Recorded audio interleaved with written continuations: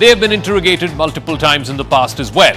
But now the Congress says that this attachment, coming as it does, bang in the middle of election season, exposes the BJP's nervousness. The Congress says that the timing of it is all wrong because it's happening in the middle of election season, and this betrays the BJP's nervousness. But is the timing a valid argument, or is it a weak defense? Because this case, like I said, has been in the public domain for the better part of the last 8 years. And to the BJP, if in 8 years you have not been able to find or take this case to its logical conclusion, to find conclusive evidence that will result in a conviction, then why are you dragging this case on in a way that the tap is open whenever it is quote-unquote politically convenient? But first, the story of the day so far.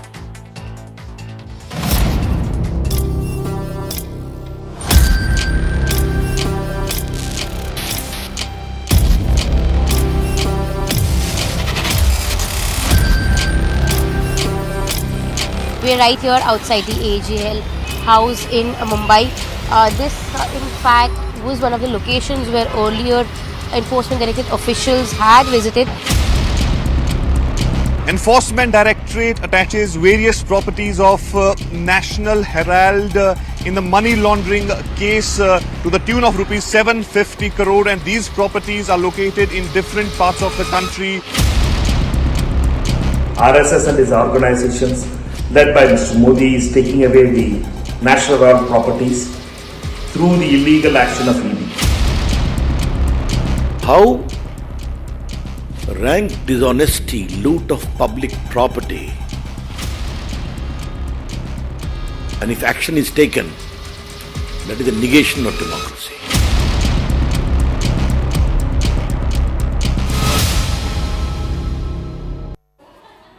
So the Enforcement Directorate, like I said, upon orders from a court in Delhi, has seized what it claims is 750 crores worth of assets belonging to the Associated Journals and Young Indian. A bulk of it, more than 600 crores of it, is that of Associated Journals, and about 100 crores of property associated with, of course, the Young Indian Limited. Now, there attached is also the all Young AJL as well as Young Indian properties that have been attached by the Enforcement Directorate. Their claim in court is that all of these were proceeds of crime, that all of these properties were transferred to Young Indian basis an act of crime. Now, AJL owns immovable properties, the ones that have been attached, worth 662 crores. AJL's immovable assets are across multiple locations which have now been attached, a bulk of them in Delhi, there are some in Mumbai, and of course there's one property in Lucknow as well. Now, Young Indian, which was a not-for-profit company in which both Sonia Gandhi and Rahul Gandhi are directors, owns AJL equity shares worth over 90 crore rupees. Now, this 90 crore rupees was a loan that was lent to AJL by the Congress party, and by virtue of a 50 lakh rupees given by Young Indian, this entire assets and loan book of AJL got transferred to Young Indian. Now, what is the web and what is the alleged crime here, and how are the Gandhis, both Sonia Gandhi and Rahul Gandhi, allegedly involved? This is the accusation by the Enforcement Directorate. The web. On the 2nd of April 2008, AJL, which is a newspaper publication company, suspends the publication of newspapers, citing it does not have the financial resources to continue printing newspapers. In 2010, AJL at that time owed over 90 crore rupees to the Congress party. The Congress party had, of course, given these loans over a period of time to AJL because there's a long history between AJL published newspapers and the Congress party. Then on the 23rd of November 2010, Young Indian, which was a not-for-profit company registered by Suman Dubey and Sam Pitroda, close to the Congress leadership, this was in November of 2010. It was floated, like I said, as a not-for-profit company under Section 25 of the Companies Act. Then in December of that year, the very next month after this company got floated, Rahul Gandhi was appointed as one of the directors of Young Indian. Now, the All India Congress Committee, which is the Congress party, agreed to transfer the 90 crore loan that AJL, the Associated Journals, had owed the Congress party, which was given to it over a period of time. It agreed to transfer that 90 crore loan to Young Indian. Now, in January of 2011, Sonia Gandhi also becomes one of the directors of Young Indian. So eventually, both Sonia Gandhi and Rahul Gandhi control about 75% of the shares of Young Indian. Now, Oscar Fernandes and Motilal Vora, who were again two big leaders of the Congress party at that time, Motilal Vora was the treasurer. Both of them controlled 24% of the shares. A share swapping happened in Young Indian. In January of 2011, Suman Dubey gave away his shares to Sonia Gandhi, and Sam Putroda gave away his shares to Oscar Fernandes. Then in February of 2011, the AJL's full shareholders, that is the shareholding of AJL, is transferred on to Young Indian. In March of 2011, Young Indian, in lieu of this transfer of shares worth 90 crores of AJL, in lieu of that, Young Indian decided to pay 50 lakh rupees to the Congress party for the entire loan book and the assets of AJL to be transferred to the Young Indian Limited. Now, that brings us to the man who started this whole thing, the man who started this legal fight, former BJP MP Subramaniam Swamy. He was the one who filed a private complaint in 2015. He's tweeted, and that's part of our Motorola 5G smartphone brand's tweet of the day. Hello, Moto. So this is Subramaniam Swamy's tweet. The Enforcement Directorate cannot independently prosecute. There has to be a penal code basis. In this case, it is a National Herald case of mine when I made out a prima facie case on 4 sections of the Indian Penal Code. There's one more that needs to be filed under IPC Section 409, which has had a life sentence. I will file that in March of 2024. So this is from the person who filed a private complaint in a court in Delhi, basis which this case came into the public domain. Now, let's get to our big debate as the political war of words rages on between the Congress and the BJP over this action by the Enforcement Directorate of attaching properties of the Associated Journals. Is this a legal action directed by a court, or is this a politically motivated move ahead of elections that are currently on? Hello, Moto. Okay, so let me open this up to our guests who are joining us. Sanju Verma is national spokesperson of the BJP. Supriya Srinath, national spokesperson of the Congress Party, in charge of the social media cell of the Congress Party. Sanjeev Srivastava, senior journalist, joining us, and Amitabh Sinha is a senior lawyer with the Supreme Court. Supriya Srinath, the contention of the BJP is that you cannot question the timing for 2 reasons. One, that this was a court-ordered attachment of properties. This is not the ED acting on a limb. 2, that this case has been in the public domain since 2015. So for the last 8 years, people of India are well acquainted with this case. So how can you question the timing now? Because it's been there for close to a decade now. So you've actually answered your question partially, and my apologies, I couldn't reach your camera. I was on my way from Bikaner to Jaipur in the middle of an election. There are 2 things that I want to say up front, and then I'm going to answer all questions directly. The first thing that I want to say is that Young India, or the National Herald newspaper, was the voice of India's freedom movement. And we are extremely proud of the fact that we still stand for its masthead, which is freedom is in peril and defended with all its might, and there is no compromise on that. The reality also is that this is a very nefarious activity of the BJP. I mean, who are they trying to fool here? The reality is that Subramanian Swamy had lodged a complaint, and they took 7 years. It took them 7 years to finally find a case when Subramaniam Swamy began becoming rogue against the BJP as its member of parliament and had a fallout with them. That apart, I think, you narrated the entire sequence of events. What you forgot to tell your viewers is that Young India is a Section 25 company, which means it's a not-for-profit organization. I will simply ask you one question. I may hold a share of Reliance Industries, that does not give me the right to open a shop in GeoMart. It's quite as simple as that. And share or debt to equity transfer happens in economic and finance world all the time. Some of the biggest deals in India have happened through that route. The reality is that both Mrs. Gandhi and Rahul Gandhi ji are directors on Young India. They own no assets of AJL. They have got not a single paisa from the rent of AJL properties, which continue to be AJL's properties. So what is this brouhaha about? And I will also quote 3 very small points before you move any further. There is no proceed of crime.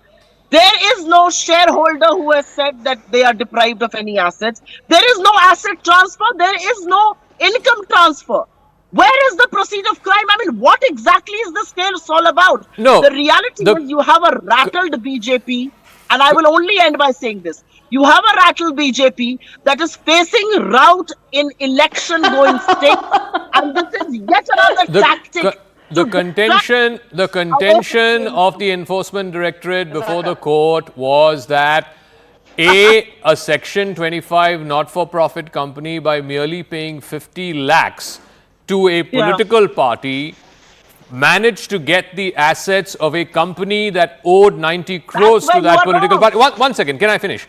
This is the contention. This is the contention by the ED before the court, that by paying 50 lakhs, a not-for-profit company managed to acquire crores of property of a indebted company, a company that was indebted to a political party.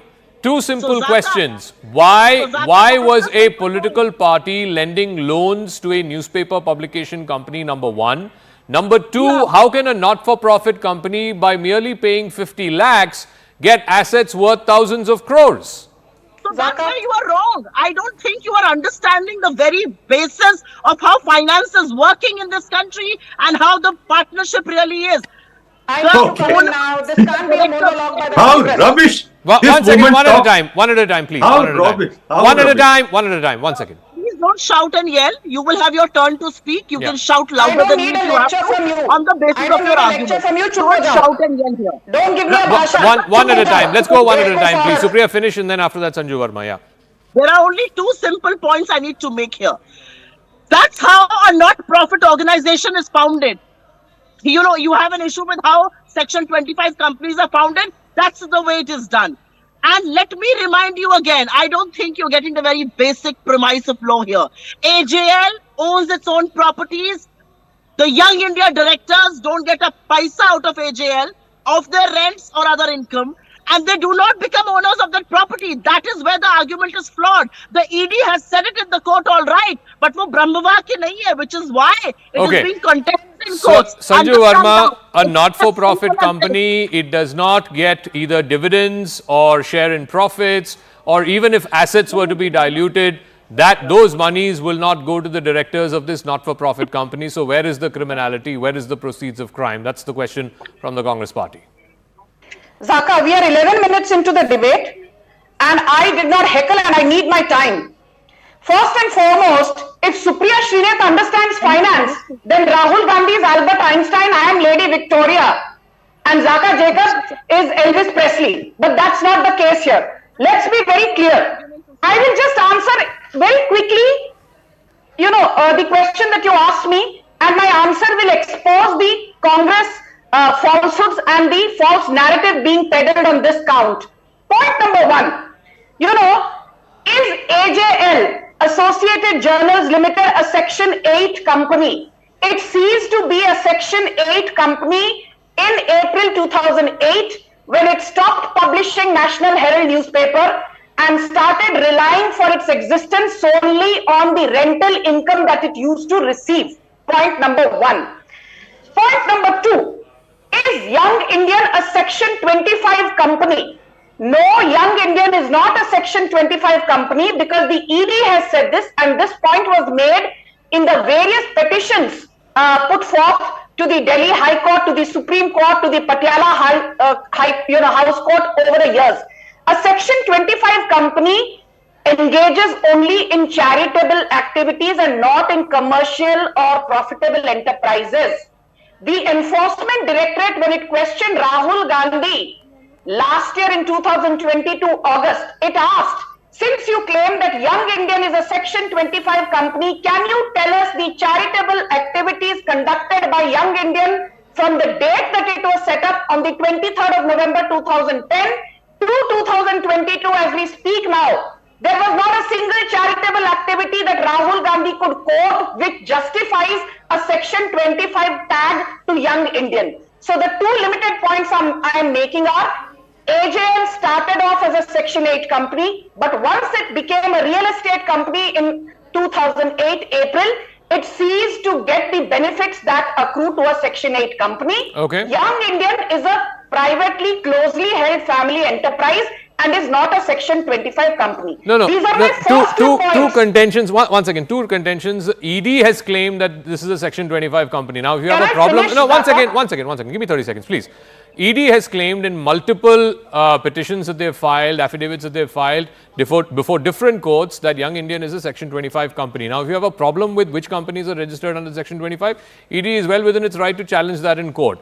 Now, that is point number one. Point number two is, where is the criminality? Where is the allegation that a crime was committed and the proceeds of the crime were used to buy these properties or to usurp these properties? That's the allegation. I was coming to that. Yeah.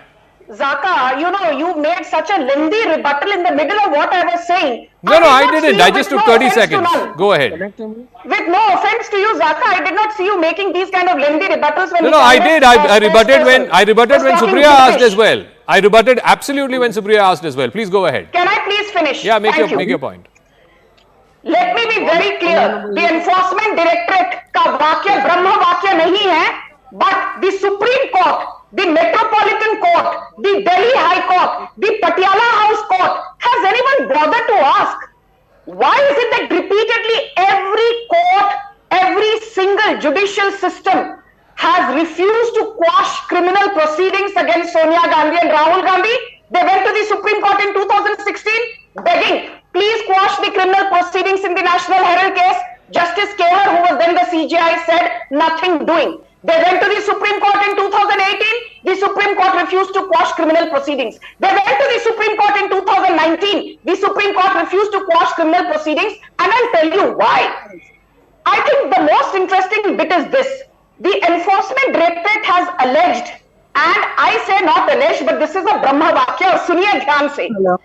Associated Journals is in possession of proceeds of crime in the form of immovable properties to the tune of rupees 661.69 crore spread across Mumbai, Delhi, Lucknow and Patna. Okay. And Young Indian is in the possession of proceeds of crime to the tune of rupees 90.21 crore in the form of investments in the equity shares of AJL. And now you asked a very valid point. Without being verbose, I will tell you where the criminality is. The first criminality, Congress party, which is a political party, lending money to an unlisted public limited company called AJL. Okay.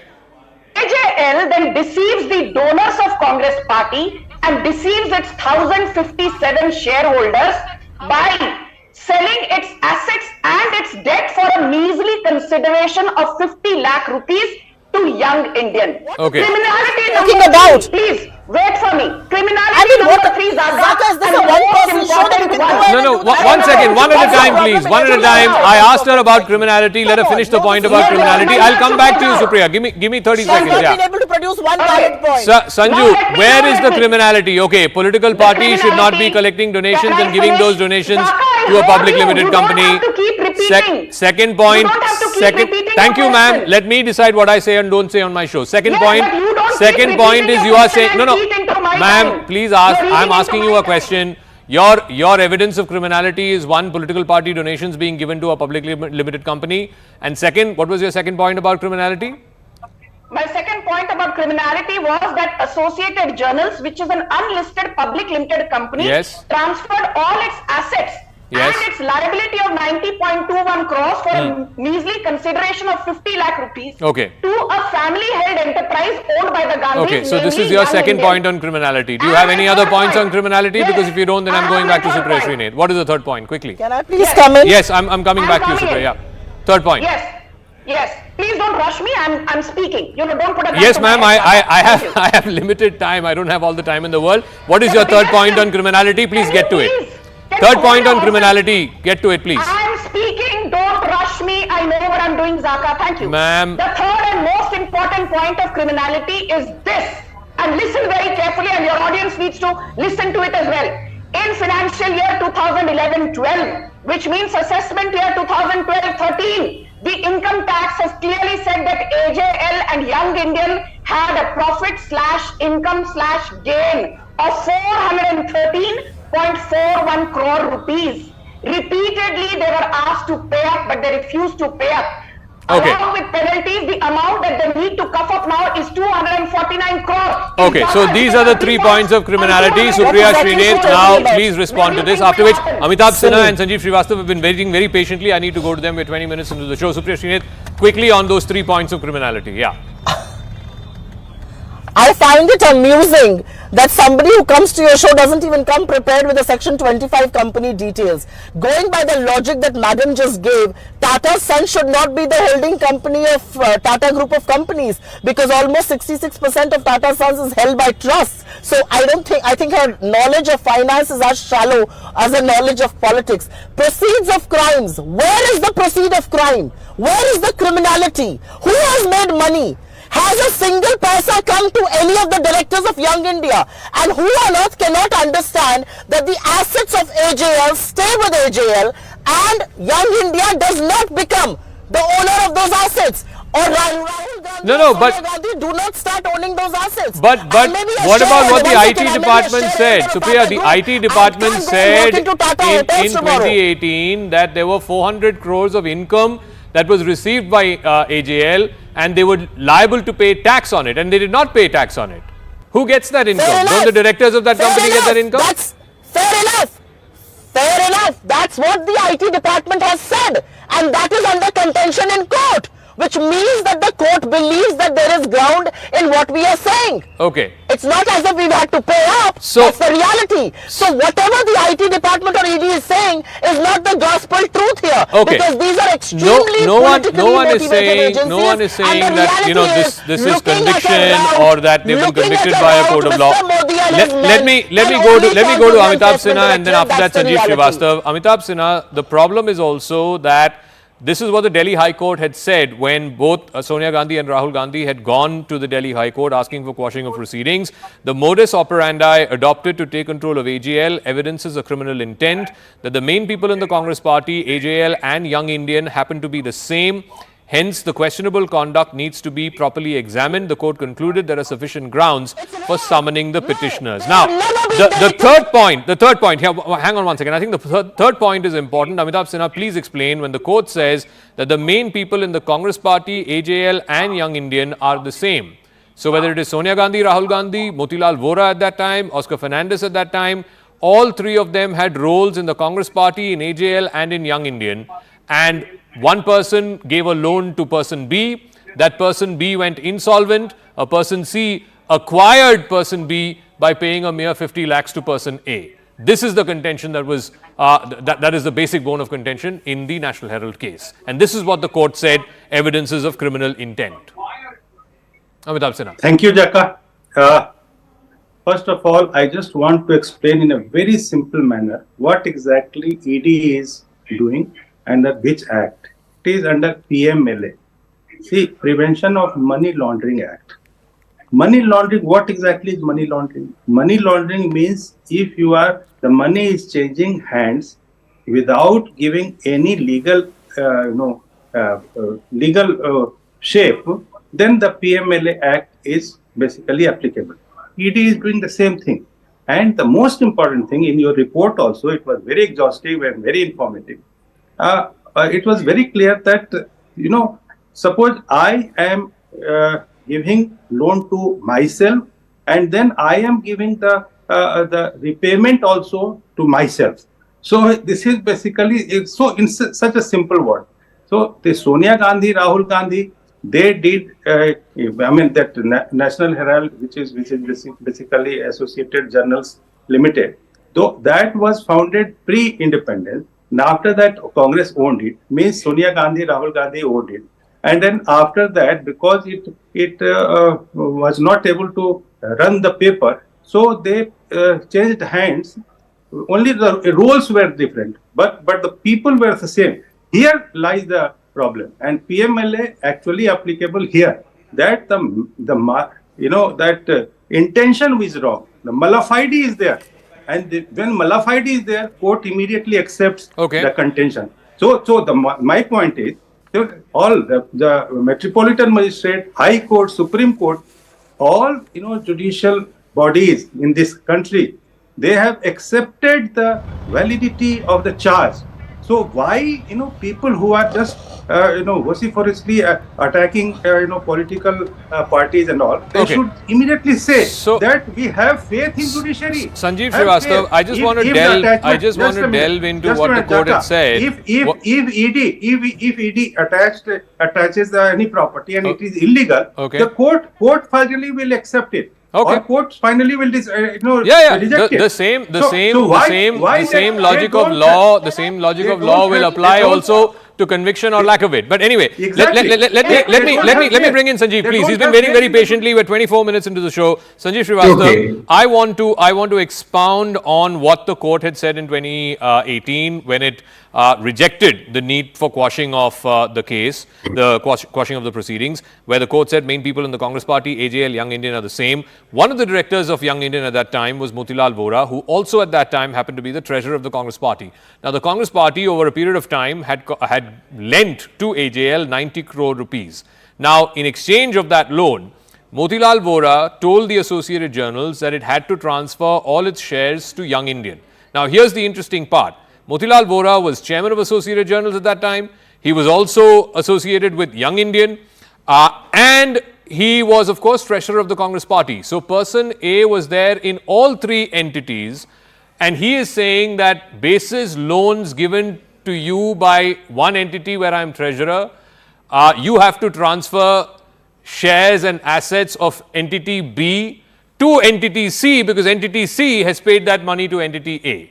I mean, it's for want of a better phrase, it's like closing the circuit. So Zaka, with your permission, let me talk of the politics of it. Okay. We have had a legal luminary here on this show, Amitabh, two spokespersons, very knowledgeable and learned. Let's just discuss the politics. I think it's one of the most bizarre cases, but then very bizarre things have happened. So number one, it's very interesting that this Congress party donated money to unlisted companies should be a subject of investigation. Yes, but political parties getting money from listed companies and everybody, and one goes to a Supreme Court and says that public has no right to know about it. Just a point to ponder upon. How interesting is that? I think what has happened in this case, somewhere I would agree a bit with Supriya, that whole PMLA thing as a commonsensical man, when no money has ever changed hands, how does it come into play? And I can go on about that. But one thing I would like to say here, that during that phase of 2008, 9, 10, 11, the Congress party actually thought that nothing can ever go wrong. None of their issues will be challenged by anyone. Nobody will question them on anything. I completely, honestly believe, in my opinion, and I may be wrong, that Rahul, Sonia really don't have interest in taking over the assets of National Herald properties wherever they are. But who the hell advised them to go for this procedure? I think it was the most ill-advised and stupid thing to do. What was the need for doing this? No, Sanjeev. The point is, if you're ignorance of law is not a defense. No interest, they never want to take it over. Sanjeev, one second. One second, everyone, please. Sorry. Sanjeev, the point is, ignorance of law is not an excuse. So, which means, if you are director of a company, then you are liable for whatever criminal deeds or misdeeds that company is accused of. You cannot say, I was unaware, somebody, put me on the board and made me a director. No.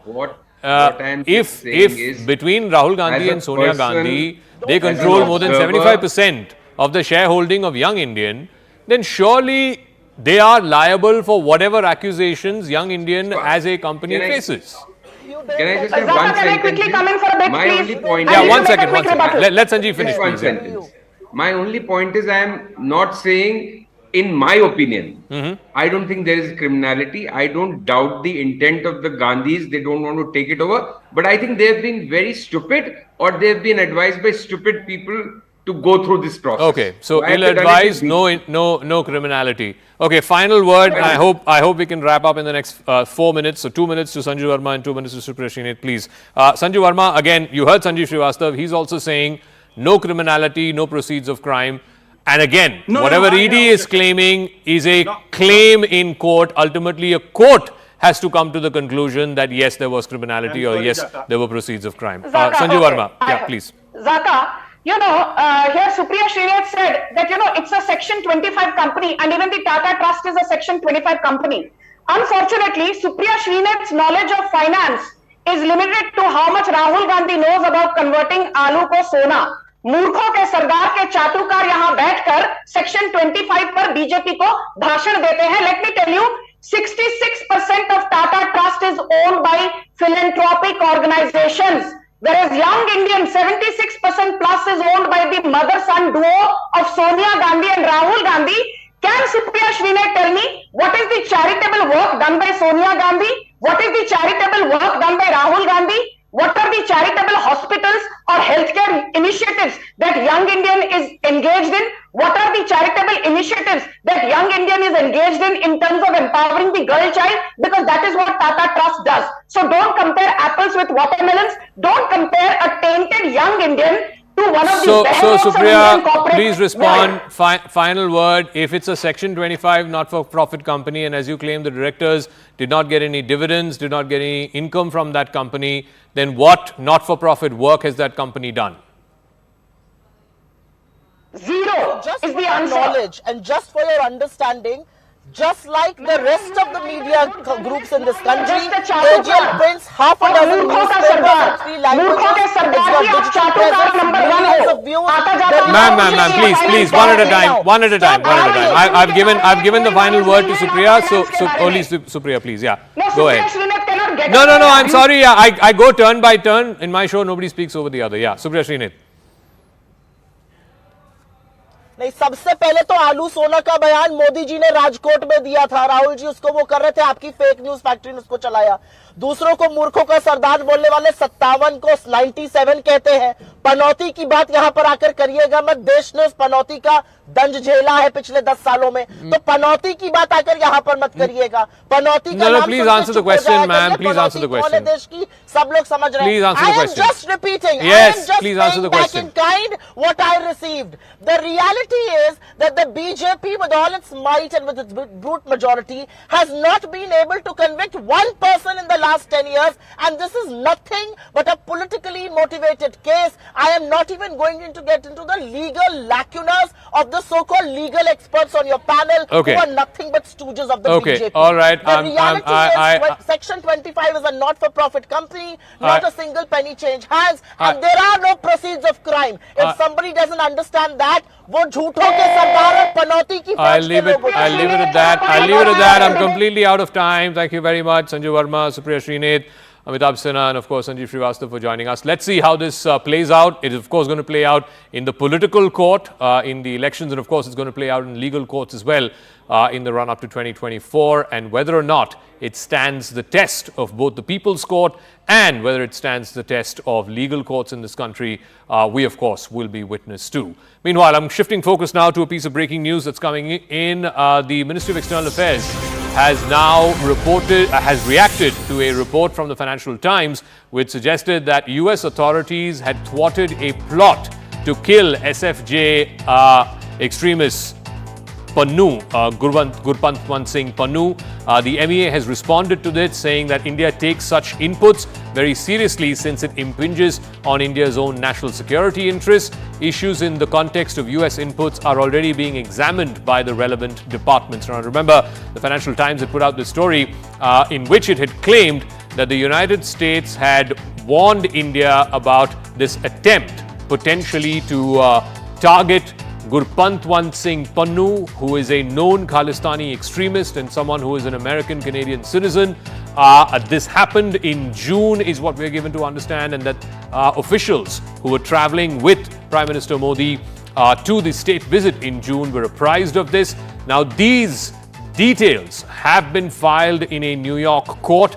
Whether or not those details will be made public, we will know in the future course, in the next few days and weeks. Now, the MEA has reacted to that, saying that we take such inputs very seriously and that the relevant departments are examining the context and the issues shared vis-a-vis these US inputs. Now, this is of course coming right on the back of the allegation that was made by Canadian Prime Minister Justin Trudeau that Indian agents had carried out the killing of Hardeep Singh Nijjar, again a known Khalistani extremist on Canadian soil. Let me go across to Pallavi Ghosh, who has more details on this. So MEA putting out its first reaction saying that the Government of India and the MEA takes these inputs very seriously and that the relevant departments are examining this story that was put out by the Financial Times. That's right. So there's a brief statement which has been issued by the MEA, which is, of course, Addendum Bakshi has done. And in that, there are two important points, as you are pointing out, that India has always been serious about any acts of terror, any kind of a nexus between organized criminals, gun runners, terrorists. And these inputs are always taken seriously because it's a cause of concern for both the countries. And therefore, there's definitely going to be a follow-up action on it based on how much India also gets its own inputs.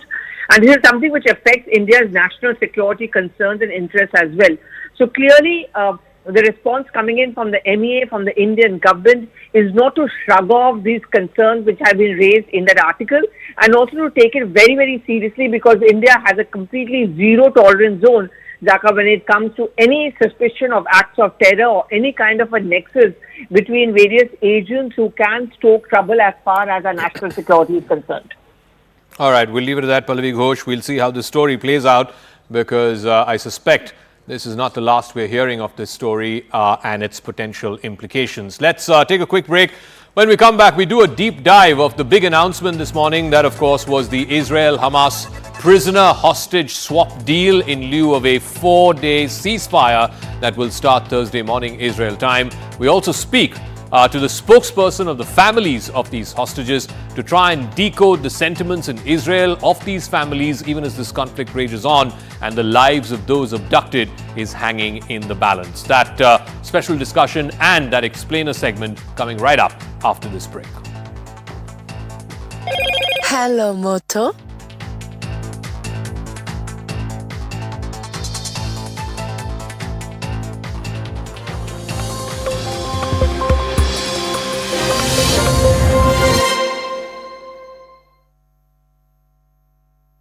Presented by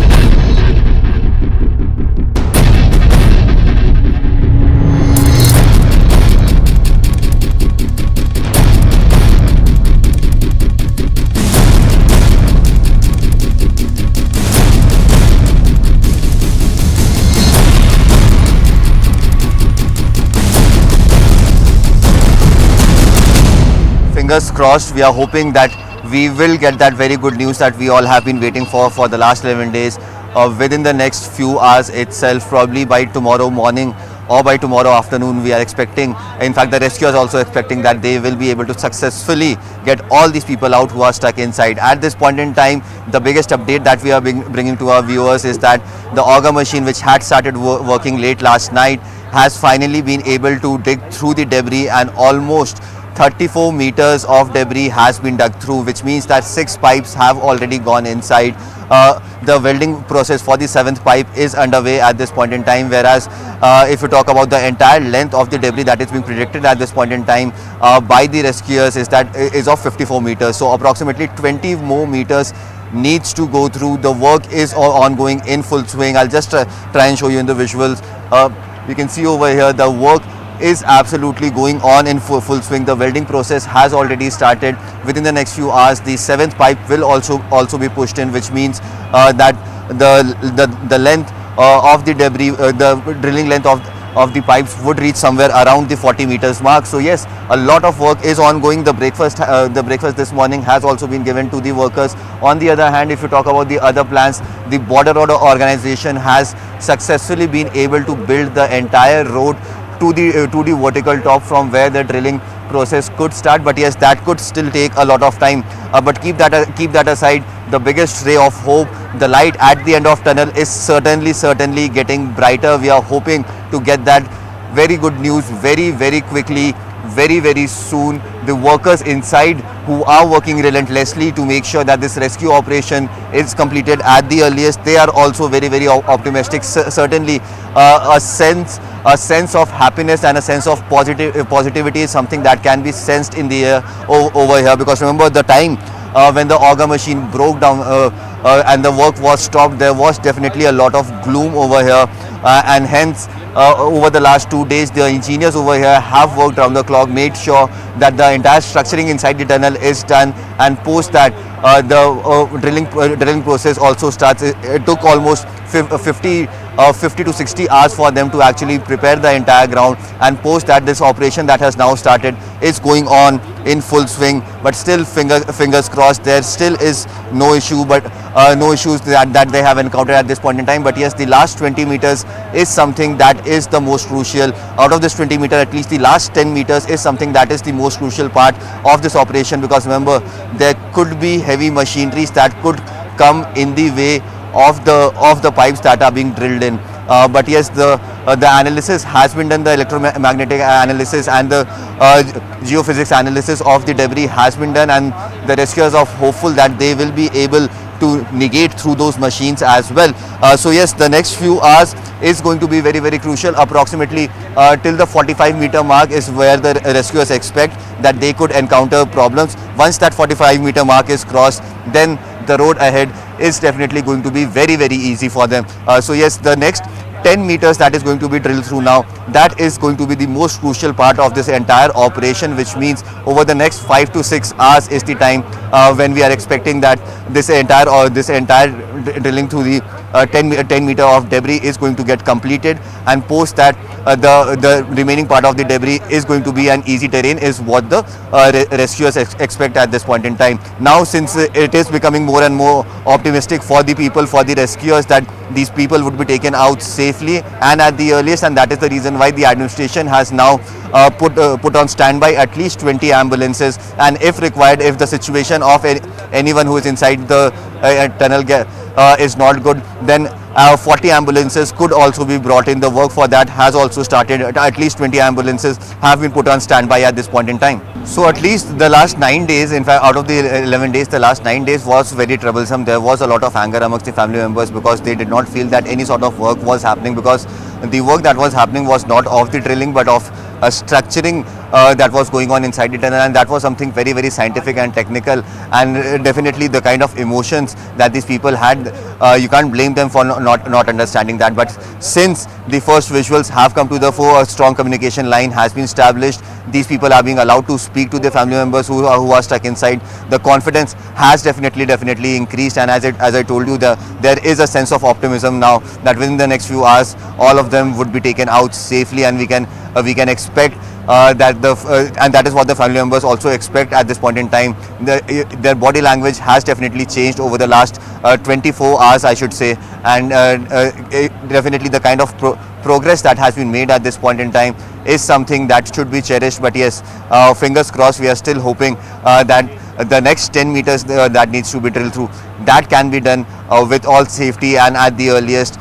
Post that, the good news is not such a far-fetched idea.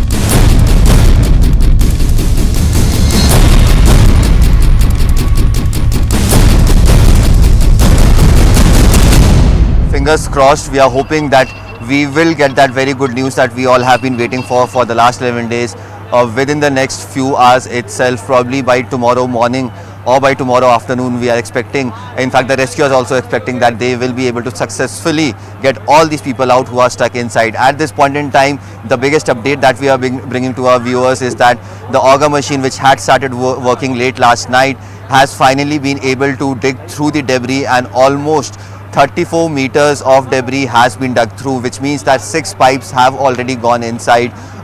The welding process for the 7th pipe is underway at this point in time, whereas if you talk about the entire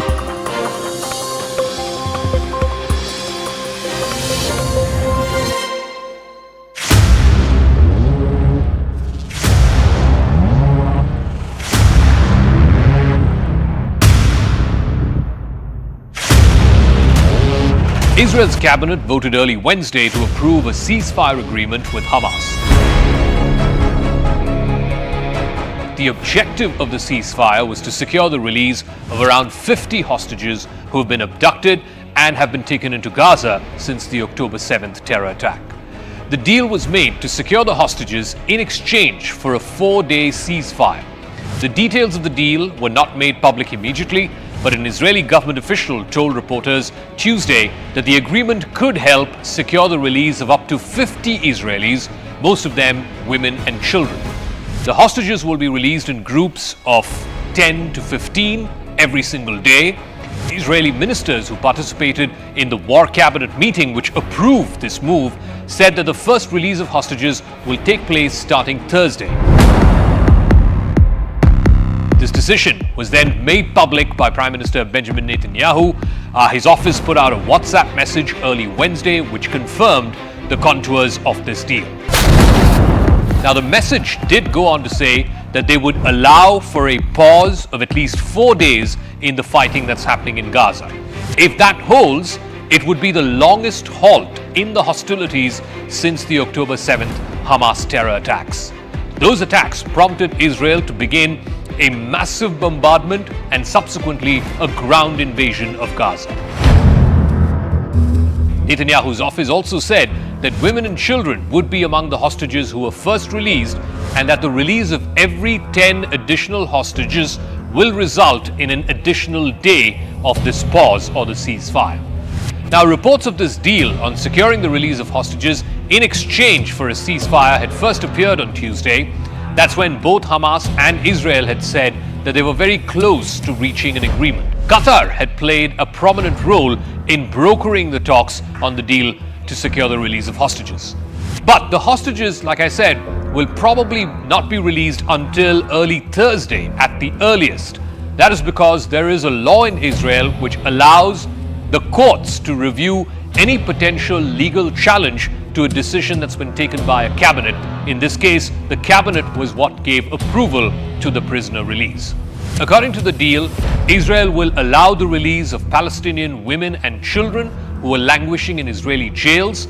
They will be allowed to get back to their homes. Most of them happen to be from the West Bank or from East Jerusalem.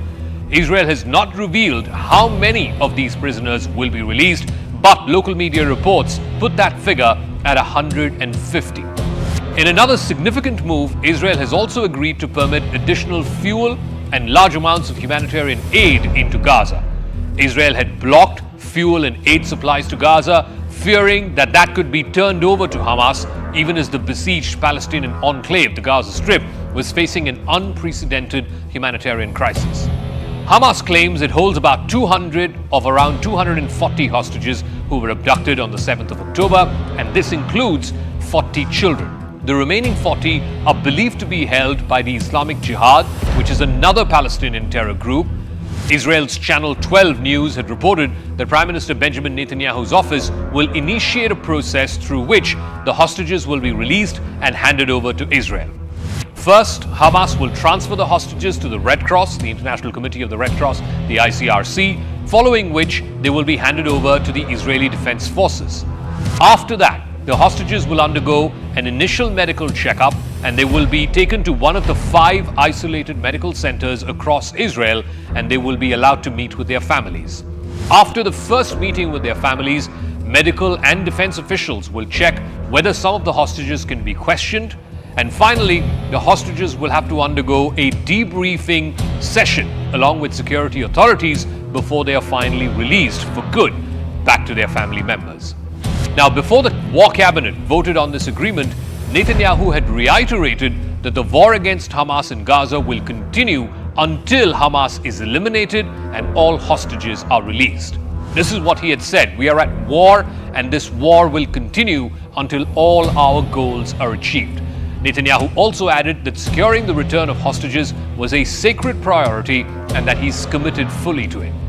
Also in a statement, Israeli Defense Minister Yoav Gallant, who's been leading the war effort, said that Israel's ground operation in Gaza was one of the key factors which dialed up the pressure on Hamas, as a result of which Hamas had to negotiate and come to this ceasefire agreement to release the hostages.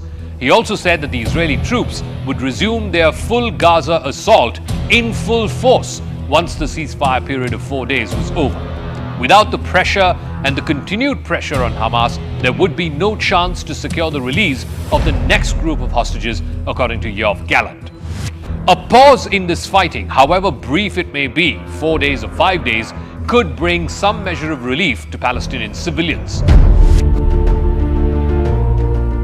More than 1 million Gazans have been displaced, and civilians are running perilously low on basic human necessities like food and water and electricity. As part of its offensive against Hamas, Israel has cut off all electricity to Gaza. It's also blocked the delivery of most food and fuel, saying that it could be diverted for use by Hamas. So who are the Palestinian prisoners who will get released in exchange for the hostages? A Palestinian human rights group, Adamir, says that about 200 boys, most of them teenagers, have been in Israeli detention as of this week, along with about 75 women and teenage girls. The 150 who will be released as part of this ceasefire deal will include most of these boys and most of these women and children.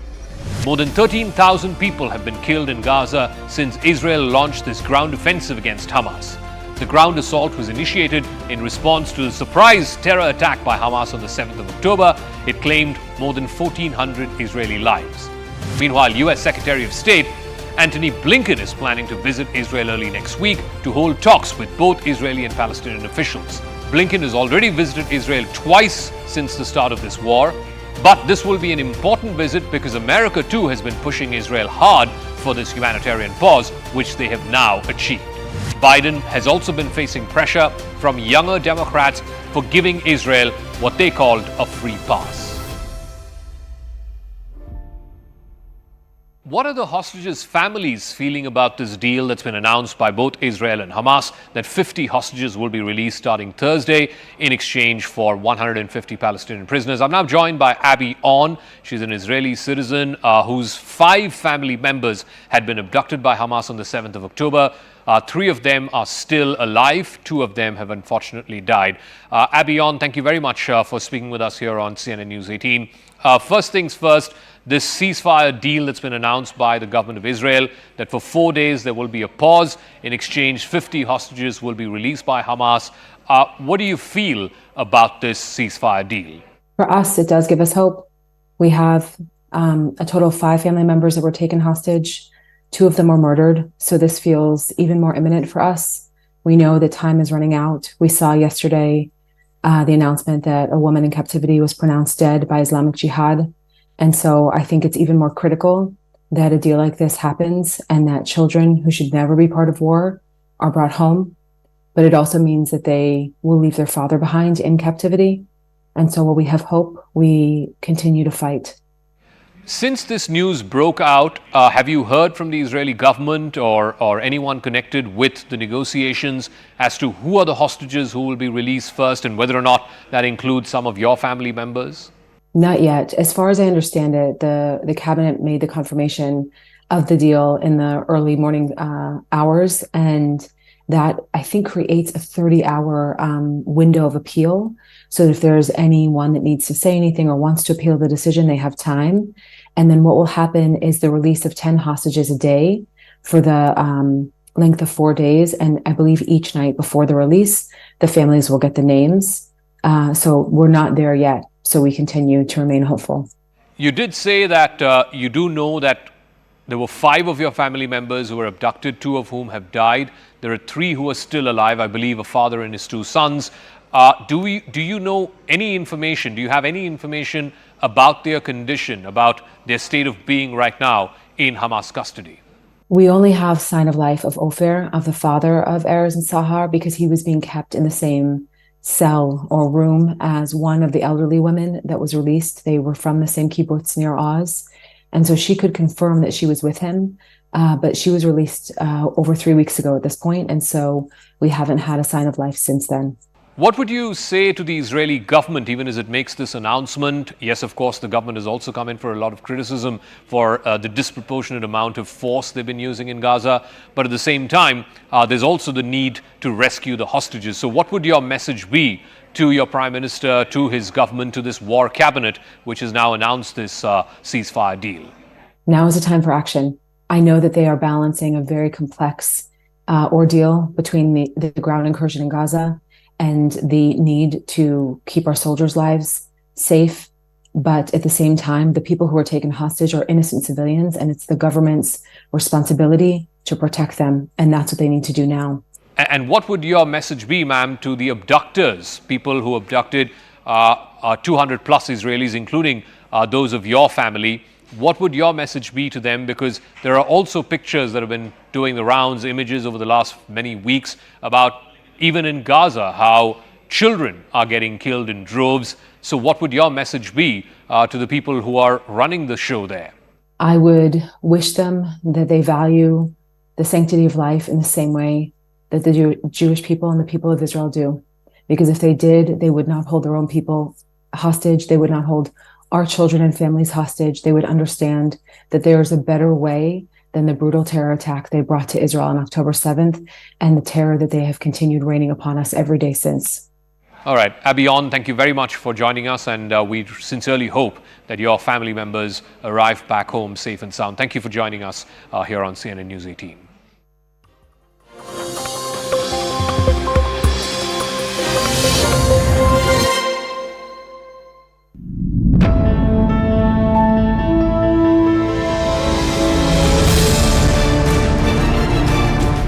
Extremism and violent means of whatever movement that you may try to garb under freedom of speech or freedom of protest is not going to go down very well in India. Canada is quickly becoming the Pakistan of West.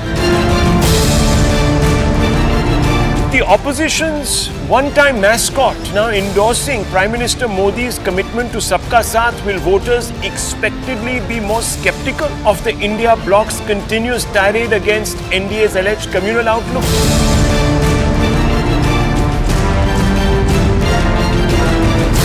Anti-communism or a sentiment against communist regime is very strong amongst the local populace, and of course this entire narrative that China is trying to run the world aground, including America, has somewhere percolated amongst the people. Nobody wants to touch the Parali burning issue because there's a political cost to pay, whereas poor middle class Delhiites, okay, let them breathe bad air for a month. They will whine and they will cry and they will outrage on Twitter.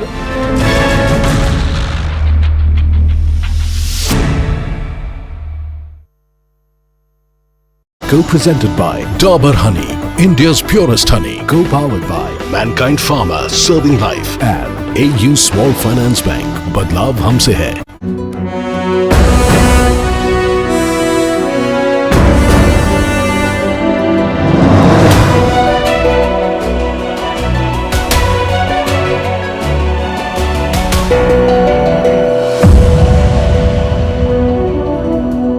Hello and welcome to this special edition of Vantage. We are coming to you from the Presidential Secretariat in Sri Lanka. Just a short while back, I had an exclusive conversation with the President himself, Ranil Wickremesinghe. He arguably has the toughest job in his country, leading Sri Lanka out of its worst economic crisis. We spoke to him about his policies, cricket and the neighbourhood. What does the President make of China's so-called research vessels? Would he welcome more of them? What is his equation with India's Prime Minister Modi? And does he think Jay Shah runs Sri Lankan cricket? I must say he was surprisingly candid. So this is an interview you don't want to miss. But first up, the headlines. US strikes kill at least 5 pro-Iranian fighters in Iraq. The precision strikes were carried out in the south of Baghdad. Washington says the strikes were in response to attacks by Iran and its proxies on American forces. North Korea says its spy satellite launch is successful. Their previous 2 attempts had failed. The US condemns the launch. South Korea partially suspends a 2018 military deal with the North. Japan says it's waiting to verify Pyongyang's claims. Cross-border trade between Pakistan and Afghanistan resumes. This comes after Islamabad suspended its new visa rule. The rule required the crew of commercial vehicles to have passports and visas to enter Pakistan. To protest this decision, Afghanistan halted trade on Tuesday. Dutch voters cast their ballot in a nail-biting election. Prime Minister Mark Rutte has been in power for a record 13 years. 4 candidates are vying to replace him. The Netherlands is the EU's 5th largest economy. And founder and CEO of Binance pleads guilty and steps down. This is part of a $4 billion settlement, a settlement deal with the US.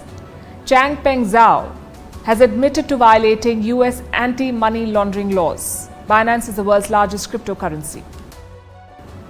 We begin tonight with a Vantage interview. Just a short while back, we met Ranil Wickremesinghe, the acting president of Sri Lanka. It's been a year since he took charge. Last year, Sri Lanka was gripped by turmoil. The country was bankrupt. There were shortages of all kinds, from food to fuel. Angry citizens took to the streets. They stormed the president's office. Gotabaya Rajapaksa was president then. He fled Sri Lanka. Ranil Wickremesinghe replaced him to fix things. Today, he told us about what the past year was like, whether his country is out of the economic crisis, if China is trying to exploit it, how he sees India's role and his relationship with Prime Minister Modi, and cricket, if Jay Shah is running Sri Lankan cricket. Like I said, it's an interview you don't want to miss. Here's a part of that conversation.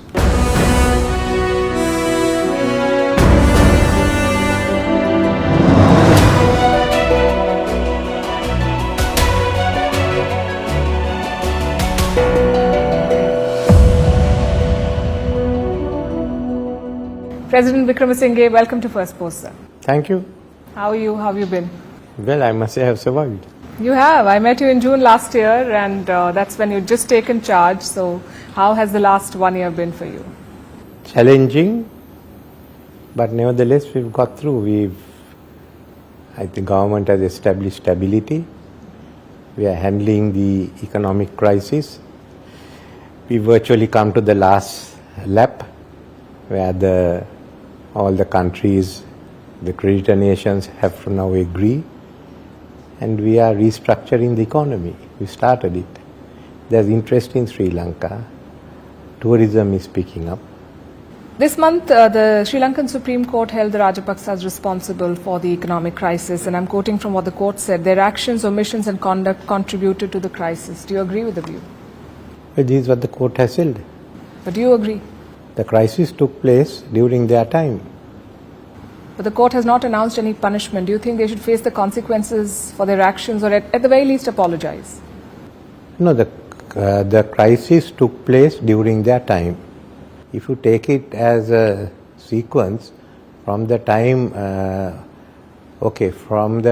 the crisis took place and the delay in going to the IMF, and then the resignation of Prime Minister Mahinda Rajapaksa, when the opposition failed to take it over, and then there is again the crisis of July, when President Gotabaya Rajapaksa resigned, and again the opposition was not willing to take any responsibility. It meant the whole system has broken down. So the whole politics of this country has been, as I would say, topsy-turvy. It's just been, there were a lot of irresponsible actions by everyone. And yet, so I think you have to look into all that, not merely one part of it. How the system had collapsed. You're saying the Rajapaksas alone are not to blame? Rajapaksas have their share of responsibility. Should they apologize for that? I think they have done.